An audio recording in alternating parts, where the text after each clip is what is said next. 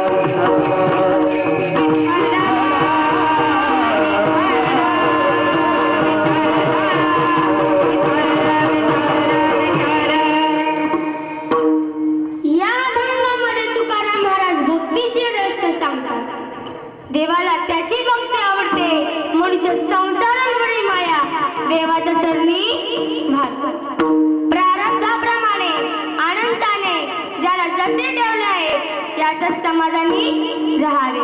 याबद्दल कसलाही किती वाटून द्यायचा नाही. जर उद्वेग वाटला तर सुख न लागता केवळ दुःखच भोगावे लागेल. आपला योगसेवेचा बोजा देवावर घालून व आपला संसार देवाच्या चरणी वाहू.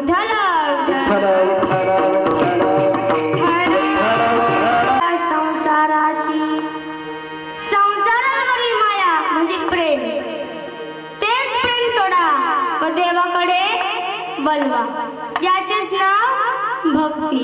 कोणत्याही संताने संसार सोडण्यास सांगितले नाही. संसारावरचे प्रेम सोडा असे सांगितलेले माऊली सांगतात. असोनी संसारी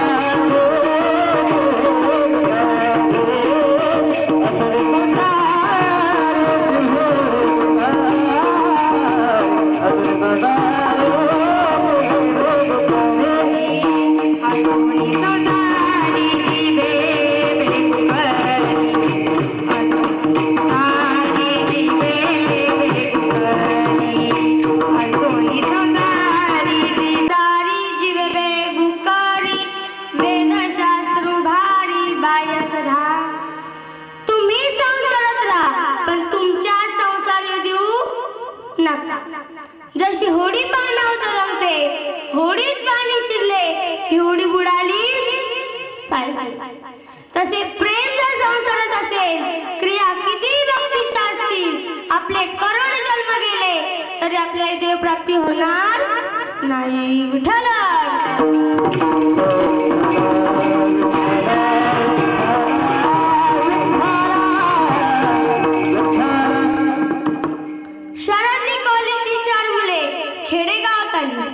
आता तुम्हाला तर माहितीच आहे, शहरातल्या मुलांना खेडेगाव, खेड्यातल्या मुलांना शहर हे फार आवडते. ही 4 मुले खेडेगावात आली, नदीच्या पलीकडे जाऊन बियर पिऊन तर झाली व परतण्यास निघाली. रात्र झाले असल्यामुळे नदीवरचा होडी मालक आपली होडी नदीकाठच्या एका झाडाला बांधून गेला होता. ही 4 मुले नदी काठी आली, होडीवाल्याला शोधू लागली. यांना काही होडी मालक सापडला. ही 4 मुले झाडाला बांधलेल्या होडीमध्ये बसतात. ज्याने पाणी वळवण्याचे असते त्याने पाणी वळवू लागतात. सकाळ होते, मग त्यांच्या लक्षात येते की होडीची दोरी एका झाडाला बांधलेली. तसे प्रेम जर संसारात असेल तर क्रिया किती भक्तीच्या असतील तर आपले करोड जन्म गेले तरी आपले देवप्राप्ती होणार नाही. विठ्ठल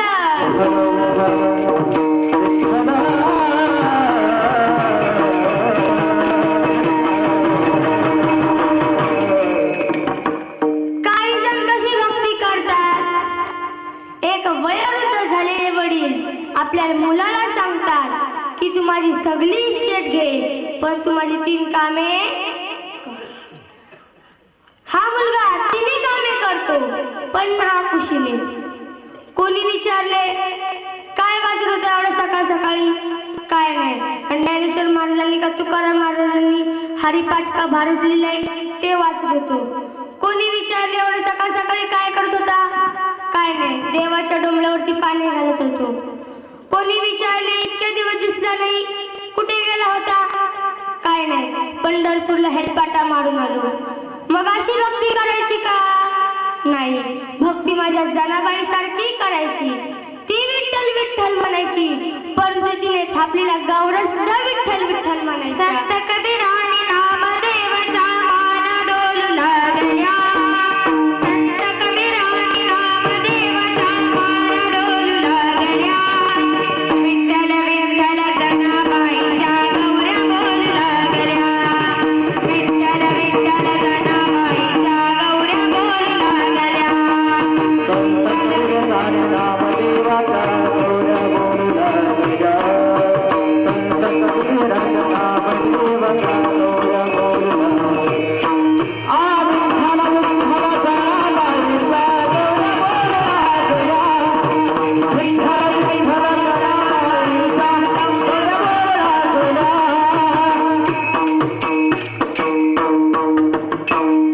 इतकी भक्ती माझ्या जनाबाईने केली, अशी भक्ती तुम्ही करा.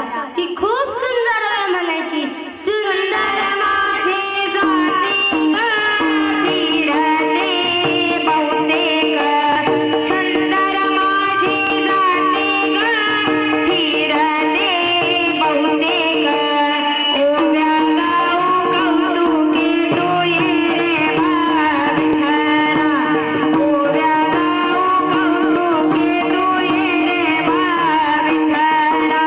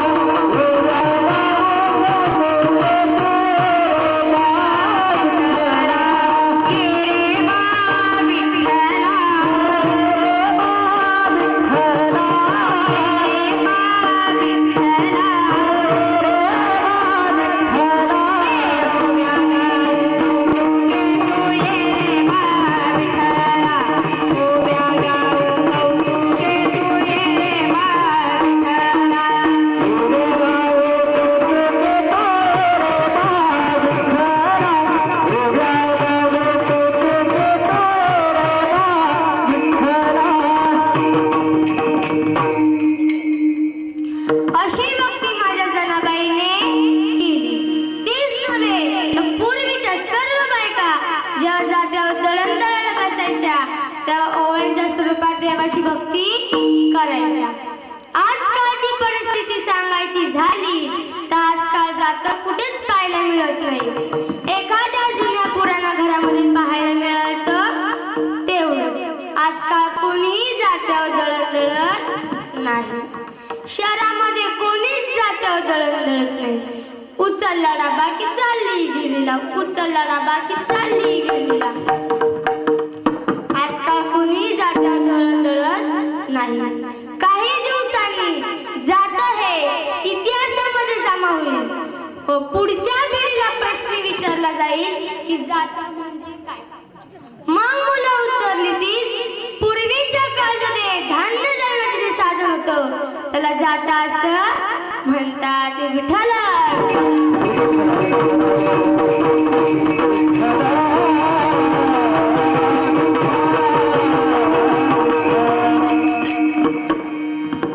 समजा दोघी तिघी जण जात्यावर दळण दळायला बसल्या तर कशावर म्हणतात. एकदा दोघी तिघी जणी जात्यावर दळण दळायला बसल्या होत्या. लगेच पहिलीने सुरुवात केली. आंब्याच्या झाडाखाली बंधू माझा दारू पाडी. कोण्या मेल्यानं लावली चाळी आली मोरी दारू गाडी. कोण्या मेल्यानं लावली चाळी आली मोरी दारू गाडी. लावली चाळी आली मोरी दारू गाडी. लावली चाळी आली मोरी दारू गाडी. लगेच दुसरीने सुरुवात केली. आंब्याचा आंबरस पाणी घालून केला नस. माझ्या गगन नवरा मिला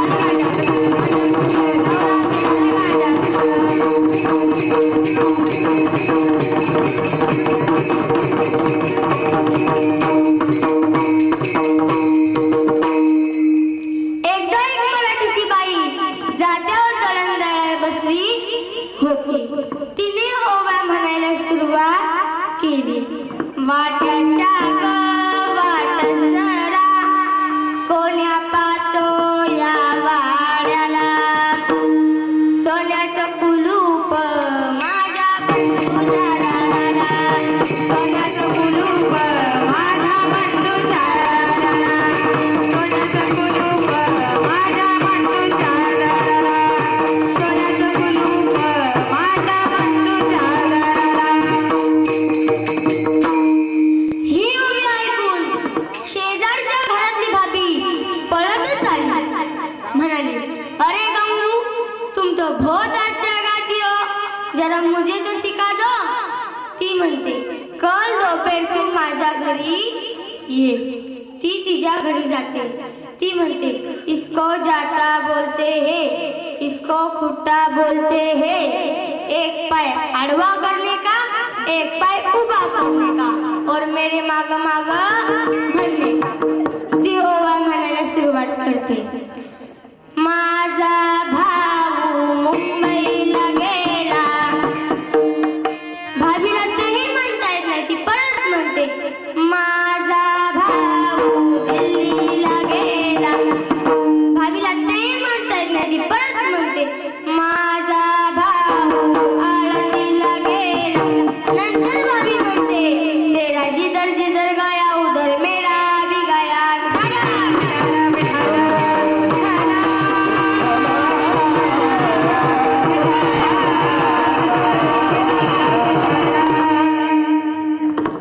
मग अशी भक्ती करायची का नाही भक्ती माझ्या जनाबाई सारखी करायची विठ्ठल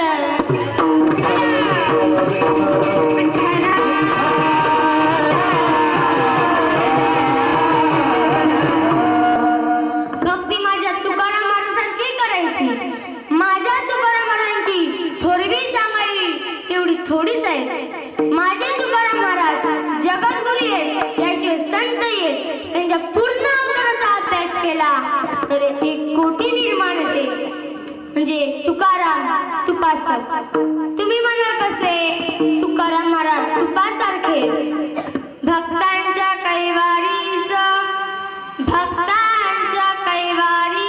कष्टलिस विठ्ठले अंबरीशी कारणे अवतार धा घेतले विठ्ठल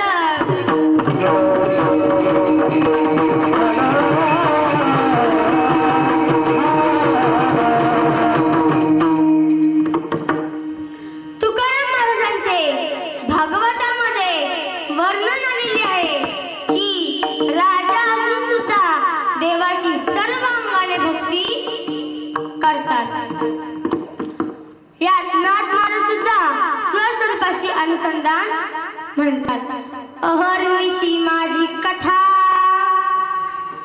अहर्निशी माझी वार्ता अहर्निशी माते ध्याता भक्ती तत्वाही नाभ भक्तीबद्दल माऊलींनी पण सांगितलेले आहे एरवी तिची नाच चौथी हे पहली नाच सरती हे पहली नाच सिद्धी भक्ती नाभ तुकाराम महाराजांनी पण सांगितलेले आहे ते म्हणजे कसे अभंगाचे प्रथम हेची थोर भक्ती आवडते देवा हेची थोर भक्ती आवडते देवा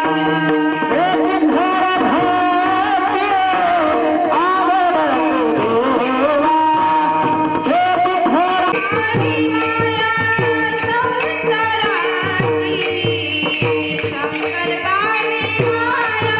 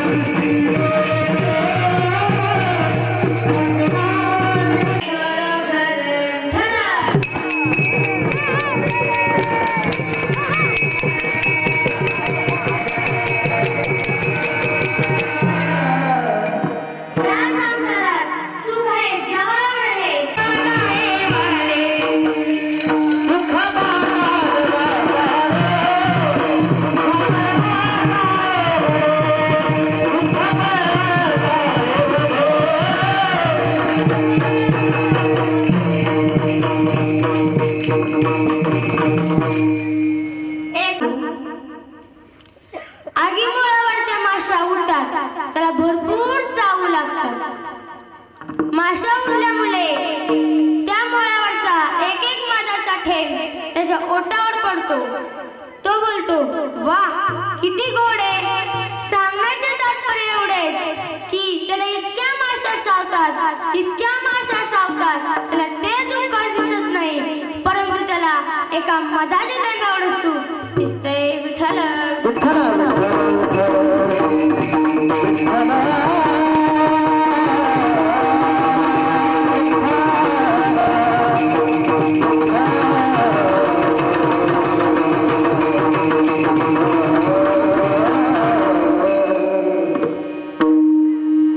या संसारात दुःख आहे, भरपूर आहे, पण सुख मात्र मधाच्या थेंबाएवढे. हे आलेले दुःख कुणाला दिसत नाही, परंतु एका मधाच्या थेंबाएवढे सुख सर्वांना दिसते. या जगामध्ये कोणीच कुणाचे नाही, सगळे कामापुरते आहेत. काम झाल्यानंतर फोन देखील करत नाही. या जगामध्ये कोणीच कुणाचं नाही. विठ्ठल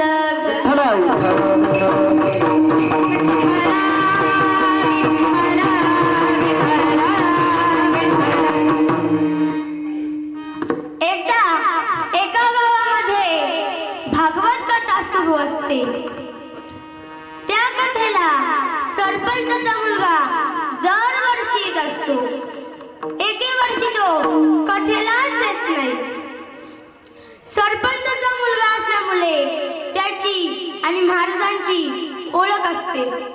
महाराज समोर बसणाऱ्या लोकांना विचारतात, काय रे, इथे समोर बसणारा सरपंचाचा मुलगा कथेला काय येत नाही? तो म्हणतो, लोक म्हणतात, महाराज त्याचं लग्न झालेलं आहे.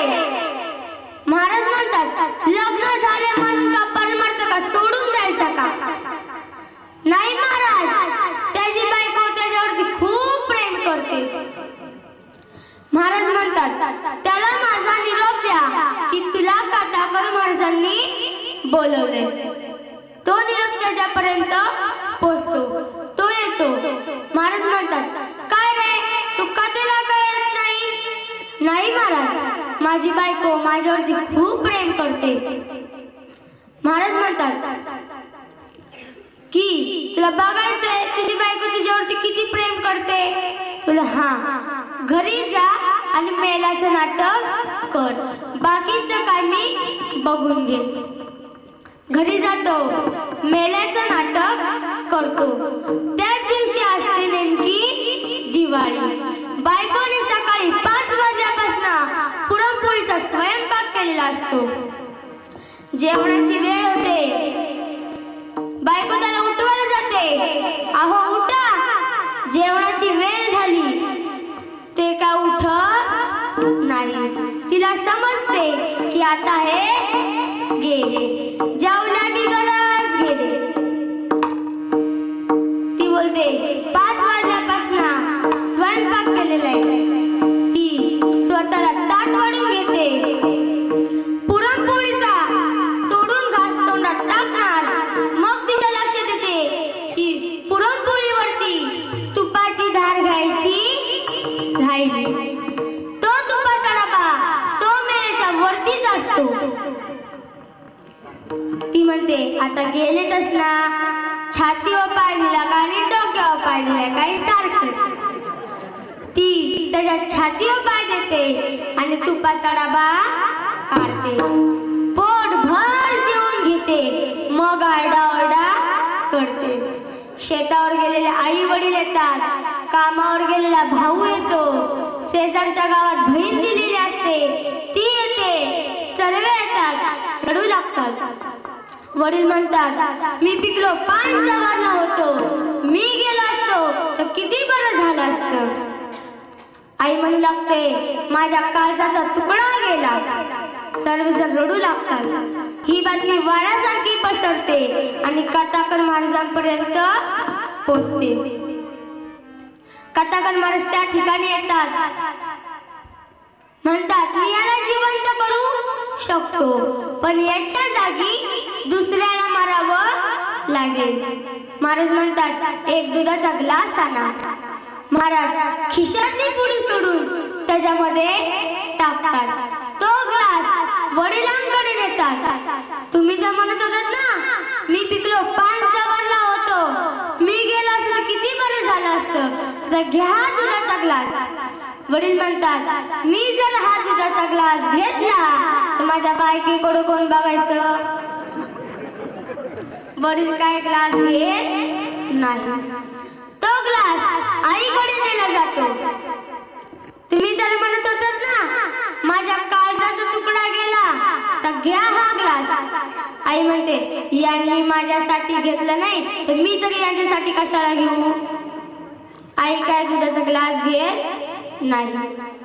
तो दुधाचा ग्लास भावाकडे दिला जातो. तुम्ही तर भाऊ म्हणतो, जन्मदाता माता पित्याने घेतला नाही तर मी तरी कशाला घेऊ? भाऊ काय दुधाचा ग्लास घेत नाही.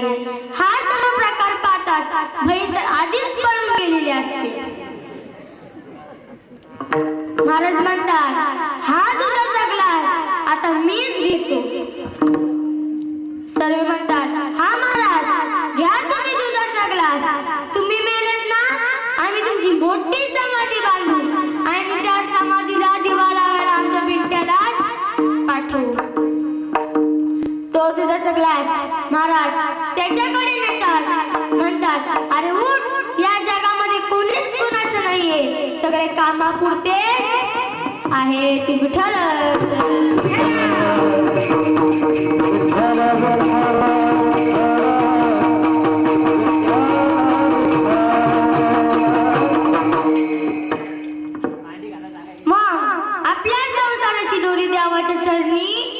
वहा आणि ज्याने आपल्याला तसे ठेवलंय याचं समाधानी रहा. प्रारब्ध म्हणजे कर्म हे देवाला काय, देवाच्या बापाला सुद्धा चुकत नाही. विठ्ठल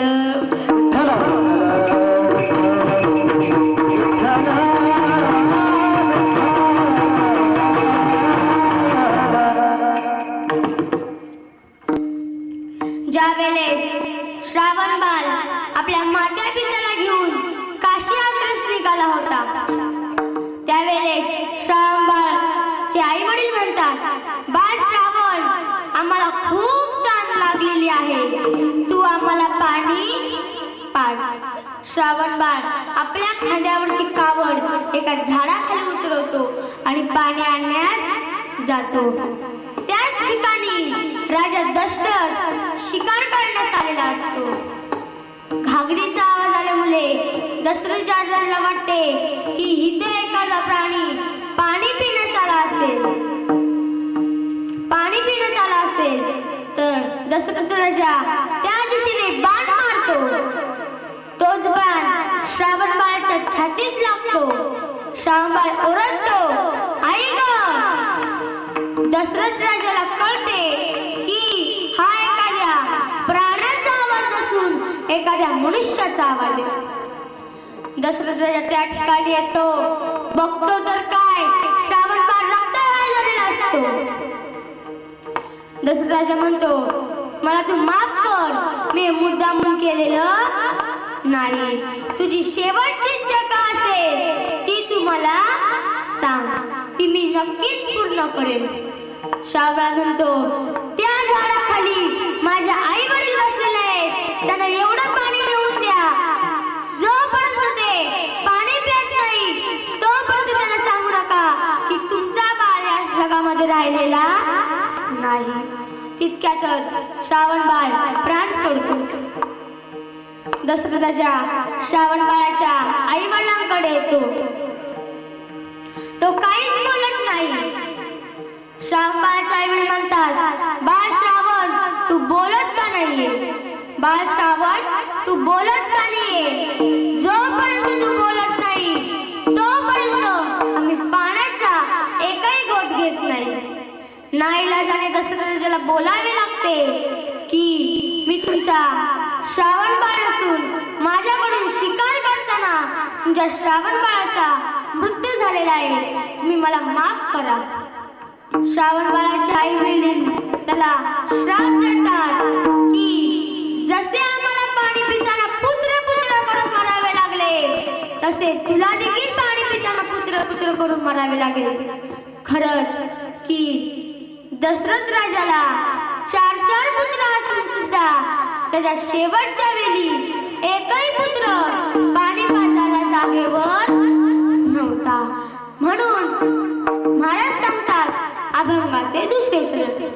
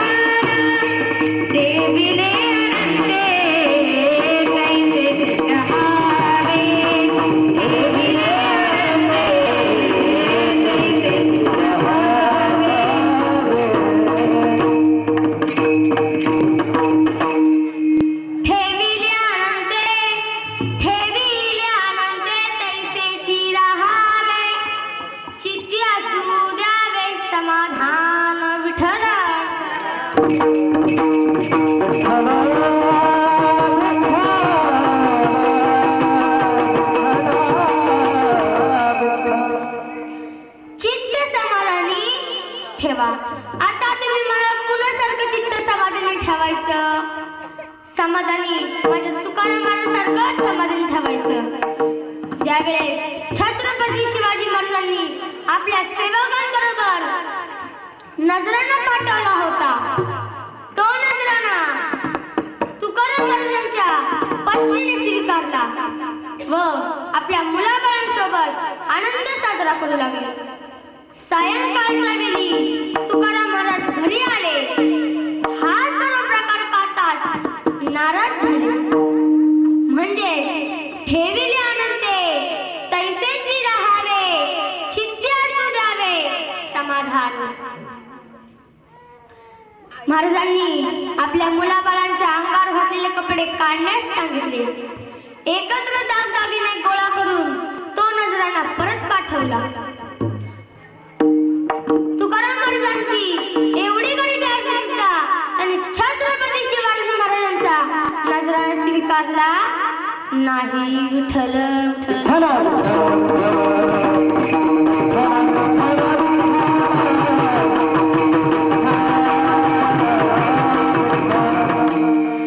भगवंताने आपल्याला जसे ठेवले आहे तसेच समाधानी राहावे.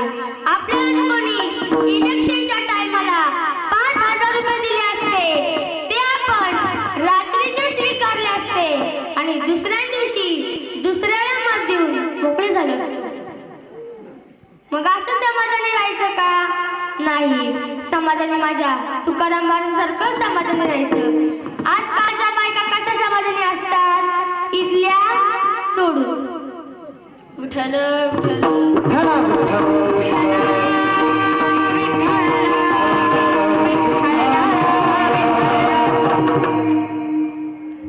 एकदा दोघी तिघी जणी ओट्यावर बसलेल्या असतात. त्यांचीच एक पुढून मैत्रीण चाललेली असते. तिच्या डोक्यावरती 3 तांदळाच्या पिशव्या असतात. त्याच बसल्यांपैकी एक बाई विचारते, काय ग, ह्या 3 तांदळाच्या पिशव्या कशाच्या? ती बाई म्हणते, अगं तुला माहित नाही का आज 1 तारीख, दर महिन्याच्या 1 तारखेला प्रत्येक मुलाला एक तांदळाची पिशवी दिली जाते. मला 3 मुलं म्हणून मला 3 पिशव्या. ती बाई म्हणते, अगं बाई बाई, तुमचं सरकार किती मस्त, तिथले शाळा किती मस्त. हे जर मला अगोदरच माहिती असतं तर मी ऑपरेशनच केलं नसतं.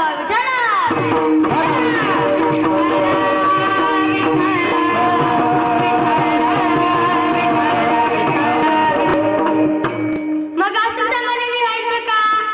नाही, समाधानी माझ्या रामप्रभू सारखं समाधानी राहायचं. ज्या वेळेस माझ्या रामप्रभूला कळालं की आपल्याला 14 वर्षाचा वनवास भोगायचा आहे, त्यावेळेस माझ्या रामप्रभूंनी मुखातून एकही शब्द न काढता आपल्या वाटेला आलेले भोग भोगले. म्हणजे त्यांचे चित्त समाधानी होतं.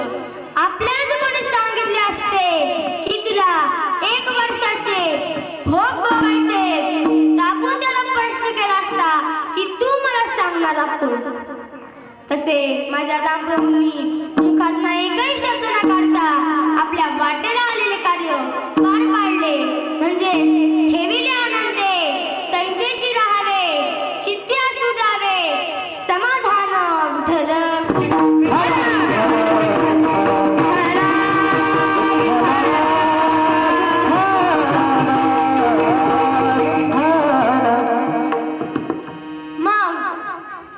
तुकाराम महाराज एवढ्या कळवळीने चित्त समाधान ठेवून भक्तीचा मार्ग करायला सांगितलेला आहे. तो आपण माझी एक छोटीशी शंका आहे की इथं बसलेल्यांपैकी कोणाचे चित्त समाधानी आहे? आपल्याकडे सर्व काही आहे पण आपलं चित्त समाधानी नाही. मग हे मान्य करा की भगवंताने आपल्याला जसे ठेवले आहे यातच समाधानी रहा. आणि सुख दुःखाचा जो डोंगर आहे तो समाधानाने चढायचा आहे. याचा अर्थ असा की ठेविले आनंदे तैसेची राहावे, चित्ती असू द्यावे समाधान विठ्ठल.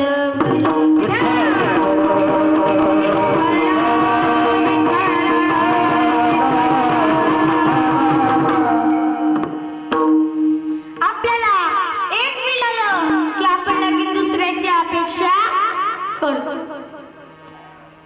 आपल्याला कोणी 10 रुपये दिले की आपण 100ची अपेक्षा करतो. आपल्याला जर कोणी 100 रुपये दिले की आपण 1000ची अपेक्षा करतो. आपल्याला जर कोणी 1000 रुपये दिले की आपण 1 लाखाची अपेक्षा करतो. अशा आपल्या अपेक्षा वाढत जातात. विठ्ठल.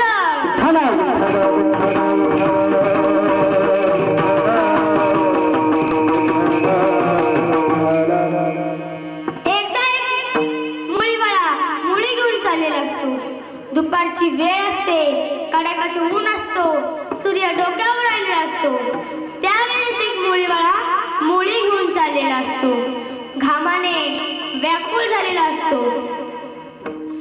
आश्रयासाठी झाडाची सावली शोधत असतो. त्याला एक झाड दिसते. तो त्या झाडाखाली जातो. आपल्या डोक्यावरची मुळी खाली उतरवतो. पण त्याला माहित नसते की ती झाड कशाचं आहे. परंतु ते झाड असते कल्पवृक्षाचं. आता तुम्हाला तर माहितीच आहे, त्या झाडाखाली आपण जी इच्छा मनामध्ये करू ती इच्छा पूर्ण होतेच. तशी त्याने देखील मनामध्ये इच्छा केली, अरे किती सुंदर सावली आहे, इथं एखादं पाणी प्यायला मिळालं असं किती बरं झालं असतं. 2 मिनिटात पाणी हजर. त्याने पुन्हा एकदा मनामध्ये इच्छा केली, ही तशी 2 घास खायला मिळाले असते किती बरं झालं असतं. 2 मिनिटात पंचपक्वान्न हजर. आता तुम्हाला तर माहितीच आहे, जेवल्यानंतर सुस्ती येतेच. तशी त्याला देखील आली. त्याने मनामध्ये इच्छा केली, अरे इथं एखादं पोत हांतरायला मिळालं असतं किती बरं झालं असतं. 2 मिनिटात बिछाना हजर. आता बिछाना आलाय, आता तरी गप झोपावं ना. बिछाण्यावर बसला. त्याने पुन्हा एकदा मनामध्ये इच्छा केली, आपण पाणी मागितले पाणी हजर, जेवायला 2 घास मागितले पंच पक्वान हजर, झोपायला कोंदा मागितलं बिछाना हजर. हिता एखादं भूत तर नसेल? 2 मिनिटात भूत हजर. आता भूत आलंय, आता तरी गप्प बसावं ना. त्याने पुन्हा एकदा मनामध्ये इच्छा केली, हे भूत आहे मला खाणार तर नाही ना. 2 मिनिटात खाऊन टाकलं. झालं.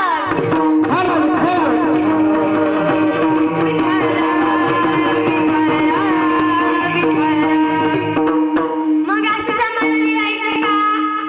नाही, समाधानी माझ्या रामप्रभू सारखं समाधानी राहायचं. विठ्ठल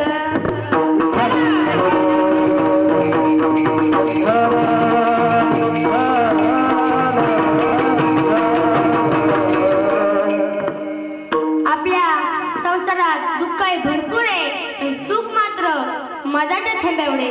हे आले दुःख आपण समाधानाने भोगायचे. ह्याबद्दल कसलाही उद्वेग वाटून द्यायचा नाही. जर उद्वेग वाटला तर सुख न लागता केवळ दुःखच भोगावे लागेल. हेच मला सांगतात अभंगाचे 3रे चरण. वाहिल्या उद्वेग दुःखाची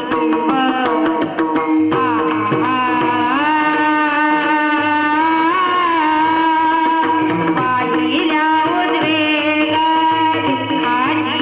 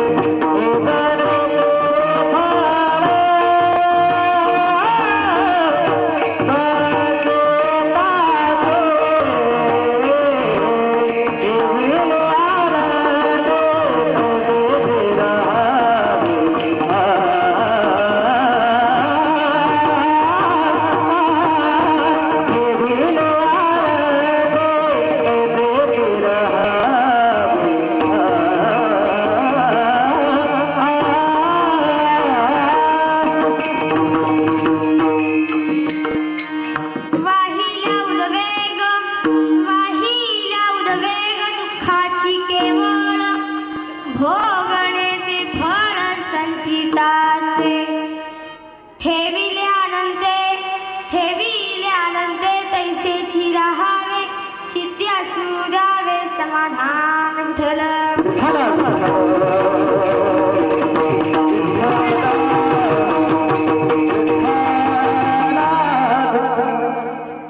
पण हे कोणी केले? हे सर्व संतांनीच केले. आपल्याला हे शक्य नाही. आपण प्रयत्न करू शकतो. तो म्हणजे कसा? कोणत्याही संताने संसार करण्यास सांगितलेले आहे, पण संसाराची दोरी देवाच्या चरणी व्हायला सांगितलेले आहे, तर परमार्थ घडेल. तर तुम्ही वरून वरून विठ्ठल विठ्ठल केले आणि आतून बायका पोरं केले, कदाचित हा संसार घडला जाणार नाही. विठ्ठल विठ्ठल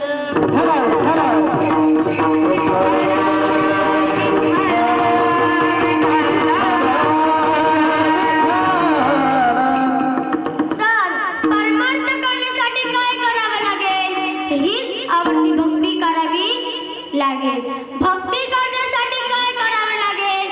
तर संसार देवाच्या चरणी वाहायला लागेल. विठ्ठल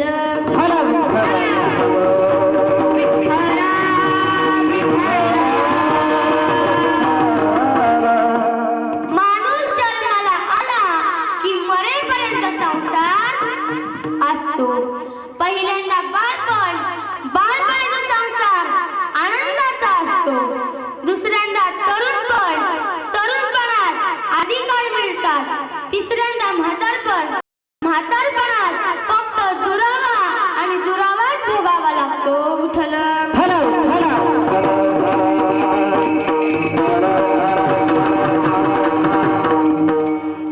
कारण आपण म्हातारे झालो की आपल्या मुलांबाळांमध्ये इस्टेडीच्या वाटण्या होतात. तशा इस्टेडीच्या वाटण्या होतात, तशा आई वडिलांच्या देखील वाटण्या होतात. छोट्या मुलाकडे आई, मोठ्या मुलाकडे वडील, या दोघांचेही बंगले समोरासमोर असतात. ही दोघं वरच्या गेल्यात येऊन एकमेकांना खुनवा खुनवी करत असतात. सांगण्याचे तात्पर्य एवढे की म्हातारपणात दुरावा भोगायचा नसेल तर आपला संसार देवाच्या चरणी वहा. विठ्ठल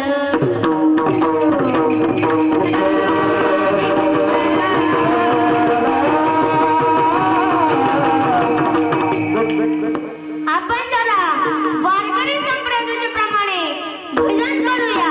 विठोबा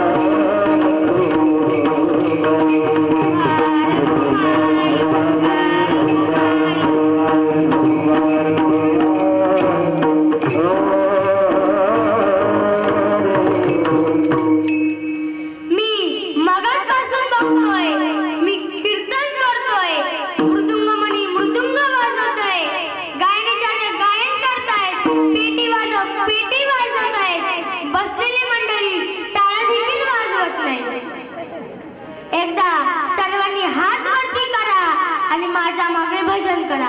करा सर्वांनी हात वरती करा. इकडं करा वरती, तिकडे पाठीमागे कोपऱ्यात करा हात वरती. इकडं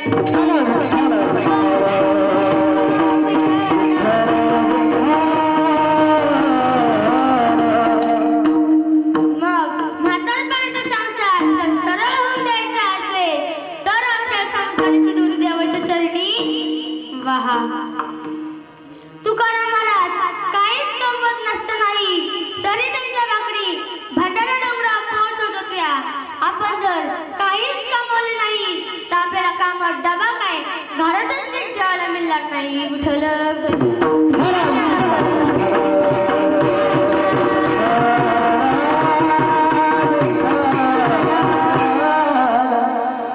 एकदा एक बाई उखळामध्ये भात कुटत बसलेली असते.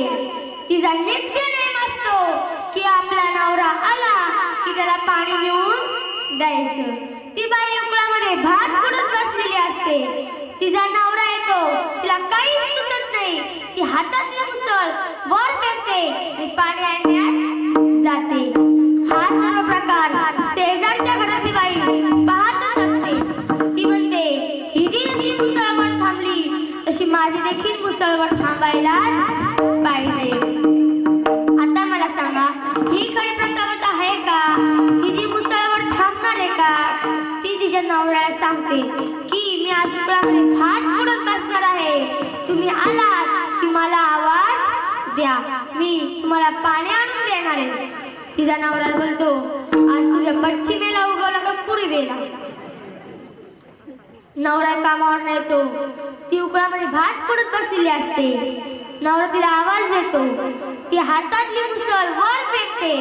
मुसळ वर थांबली की नाही बघायला वर बघते. तीच मुसळ येऊन तिच्या नाकावर आदळते.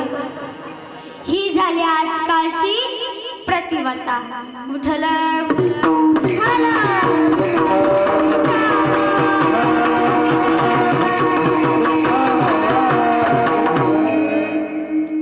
आजकालची नवीन फॅशन आहे की नवरा बायकोला उठवतो.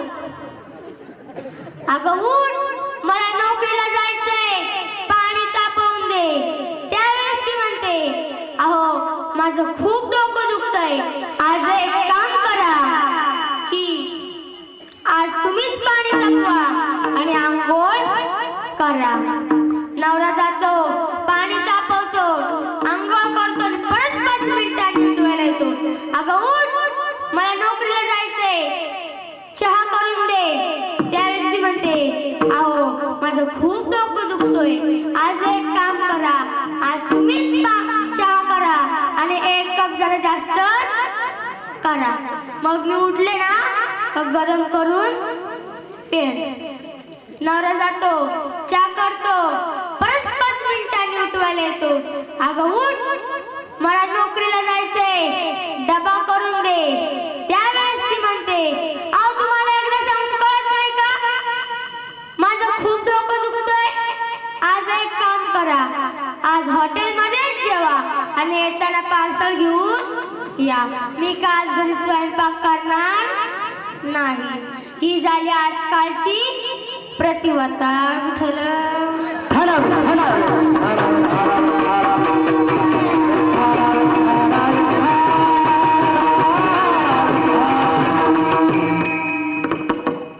नवीन लग्न झाल्यावरती बायको नवऱ्याला कशी आवाज देते?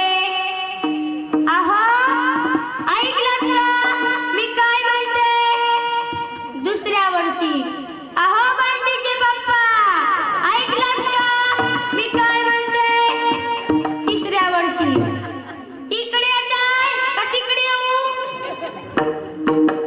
चौथ्या वर्षी, कान डोळे फुटले मेल्याचे, माणूस कुठं खपला, विनाश संपला.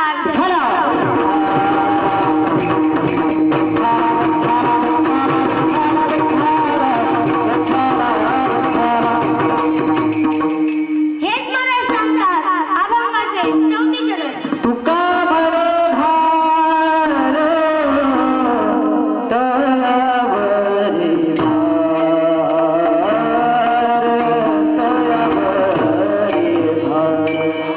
तुका भरे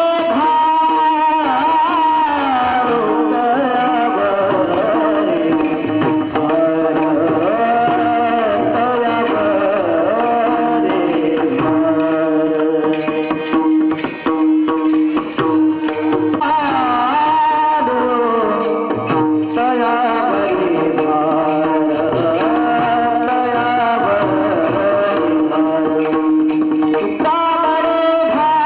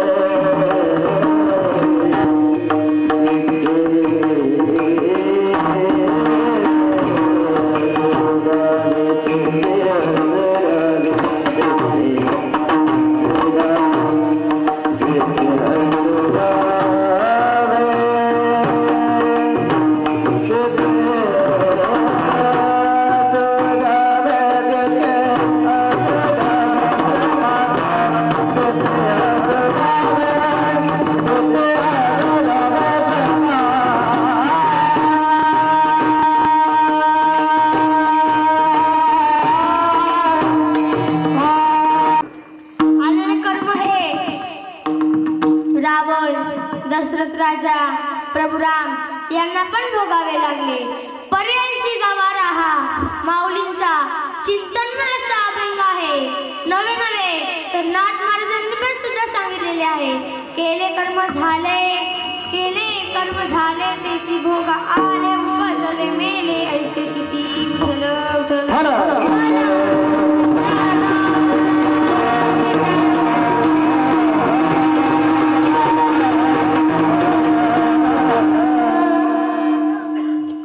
रामाने वाल्यास मारले, त्याचा वालीवेद झाला व भिलाच्या बाणाने कृष्ण अवतार संपविला.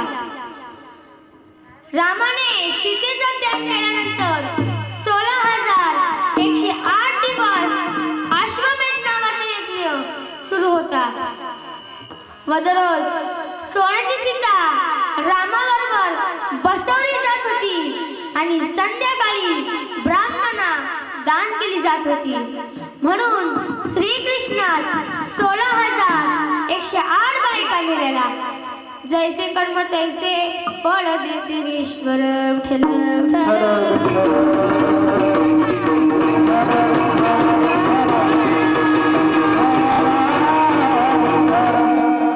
माझी एक छोटीशी शंका आहे की देव प्राप्त झाल्यानंतर आपले सर्व कर्म नाहीसे होतात का?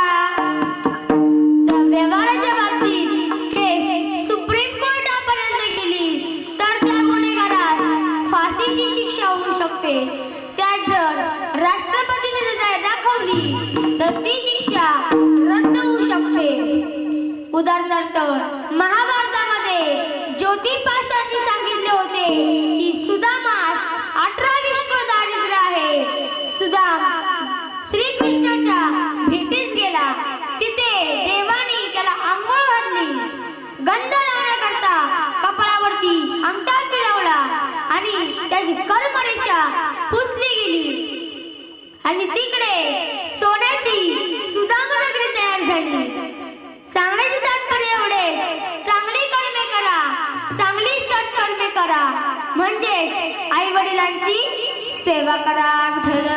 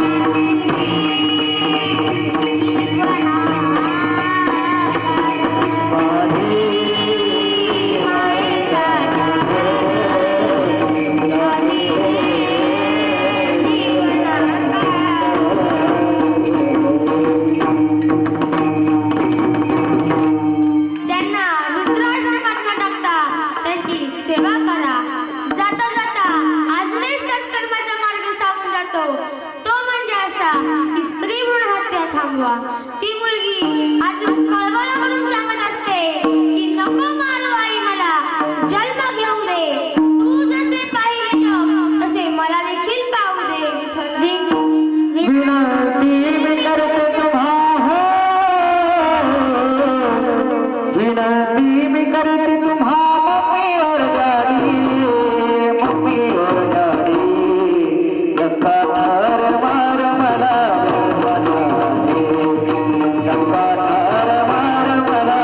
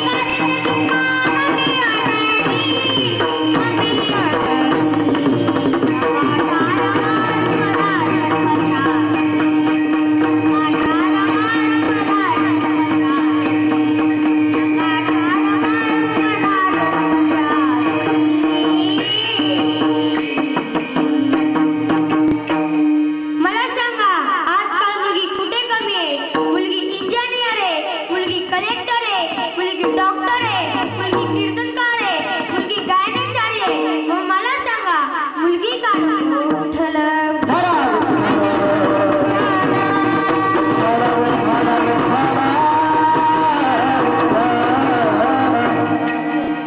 टाळकरांनी जशी चांगली साथ दिली तशी त्यांचे देखील आभार मागतो.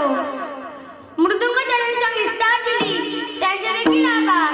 गायनाचार्यांनी चांगली गायन केले त्यांचे देखील आभार.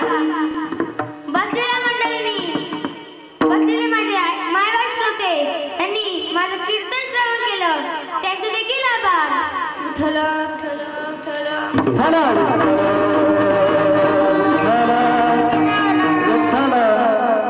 माईक सिस्टीमनी चांगली साथ दिली त्यांचे देखील आभार. झालेली सेवा माऊलींच्या चरणी अर्पण करतो, माझ्या गुरुवर्यांच्या चरणी अर्पण करतो, म्हणजेच वसंत महाराज सोमवंशी यांच्या चरणी अर्पण करतो. झालेली सेवा जन्मदात्या माते पितेच्या चरणी अर्पण करतो व सेवेला पूर्ण विराम देतो. ज्ञानेश्वर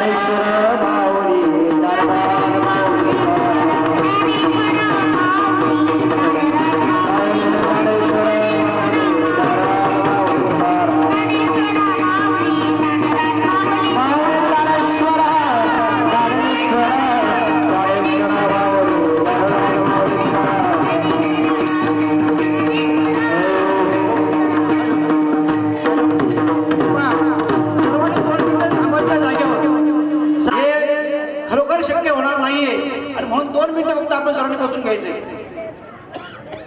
13व्या वर्षी मयुरेश महाराज मांजरेकर यांनी अप्रतिम अशी सेवा आपल्या समोर सादर केली. ग्रामस्थांच्या वतीनं त्यांचं शांत श्रीफळ देऊन आपण स्वागत करणार आहोत. सर्वांनी शांत बसून घ्यायचं आणि टाळ्या वाजून त्या महाराजांचं आपण स्वागत करायचंय. कारण 13व्या वर्षामध्ये या व्यासपीठावर हे कथन करणं शक्य होत नाही. कुंडली हरिविठ्ठल श्री ज्ञानदेव त्याचप्रमाणे त्यांना त्यांना साथ देण्याकरता आले सर्व मंडळीचं स्वागत आभार व्यक्त करतो. त्याचप्रमाणे आपल्या समोर असणारा हा छोटासा बालक वयाच्या 5 ते 6 वर्षाचा असेल. त्यांनी जे आता गीत गायलं, आईचं गीत गायलं. आई आज आपल्या स्मरणात आहे. आई ज्यांना आता आहे, कदाचित एखाद्याला किंमतही नसेल, पण ज्या वेळेला आई आपल्यापासून दूर जाते त्यावेळेला त्या आईची किंमत आपल्याला नक्की कळते. आणि ते गीत गायल्यानंतर खरोखर हृदयाला छेदून घेणार असा या बालकाला सुद्धा आपण टाळ्यावरून स्वागत करायचंय. त्याचप्रमाणे उद्या सायंकाळी 4 ते 6:30 असे माऊलीची प्रतिमाची